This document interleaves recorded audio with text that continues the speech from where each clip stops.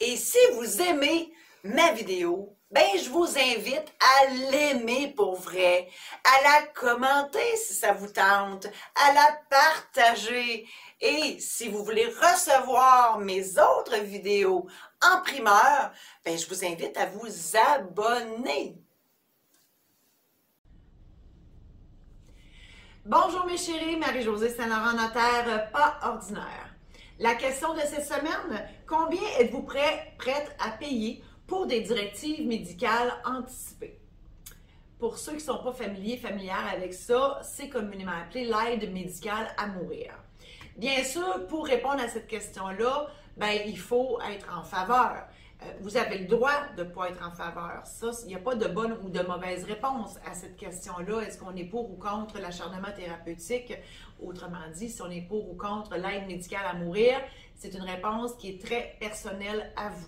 Mais si vous êtes en faveur de cette notion-là, ben, la question que je vous la pose, êtes-vous prête à payer, combien êtes-vous prête à payer pour ce genre de document-là, notarié, on s'entend.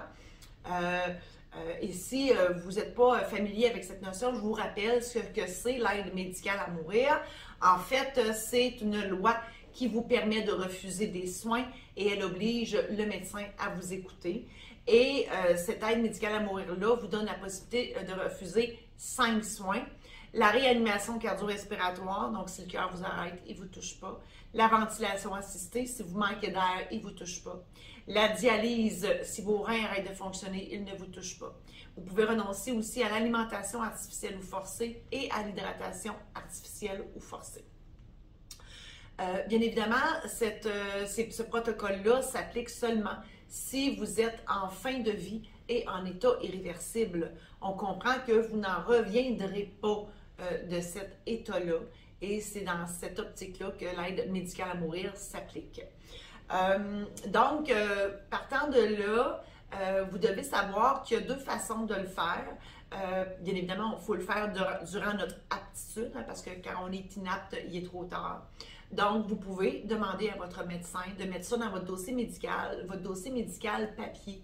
Mais ce document-là sera contestable parce qu'il n'est pas notarié. L'autre façon, c'est bien évidemment, je prêche pour ma paroisse, c'est le document notarié qu'on appelle des directives médicales anticipées.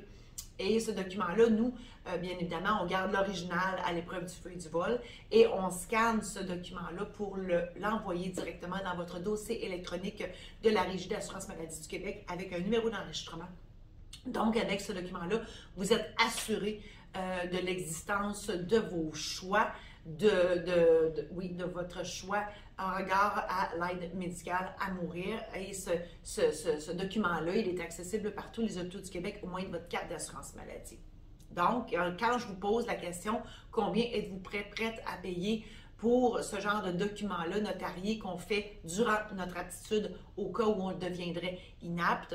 Ben, autrement dit, je vous pose la question, combien ça coûte pour enlever ce poids-là à vos proches si jamais l'occasion se présentait. Donc, si vous avez de plus amples questions à ce sujet-là, j'ai concocté un guide gratuit que vous pouvez obtenir sur mon site Internet, incluant 10 questions faciles pour comprendre l'importance d'avoir des directives médicales anticipées, bien évidemment, si on a choisi d'en avoir. Et aussi, j'ai produit un programme en ligne pour vous aider à préparer vos directives médicales anticipées dans le confort de votre foyer et à votre rythme. Tout ça est disponible sur mon site marie-josée-saint-laurent.com.